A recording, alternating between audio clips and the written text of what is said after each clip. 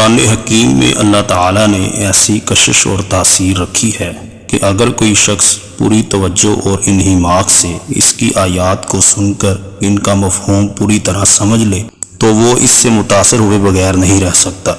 تاریخ اسلام کی کئی نامور شخصیات نے قرآن حکیم کی آیات کو سن کر اور اس کی تاثیر سے متاثر ہو کر قبول اسلام کی سعادت حاصل کی ہے، جیسا کہ حضرت عمر رضی اللہ تعالیٰ، حضرت جبیر بن مطعم رضی اللہ تعالیٰ،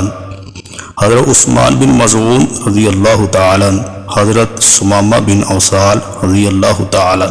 یہ وہ شخصیات ہیں جن کو عربی سمجھنے میں کوئی دقت نہیں تھی، لیکن ہمارے لیے المیہ یہ ہے کہ ہمیں عربی زبان سے تعارف واقفیت نہیں ہے اور ہم قرآنی آیات کے ترجمے اور اس کی تشریح و توضیح کو جاننے کی کوشش بھی نہیں کرتے۔ یہی وجہ ہے کہ ہمارے سامنے کوئی بسم اللہ سے والناس تک پورا قرآن حکیم بھی پڑھ جائے تو ہم پر کوئی اثر نہیں ہوتا، جبکہ قرون اولیٰ کے لوگ صرف ایک قرآنی آیت سن کر مسلمان ہو جایا کرتے تھے، اور اہل اسلام جب قرآنی آیات سنتے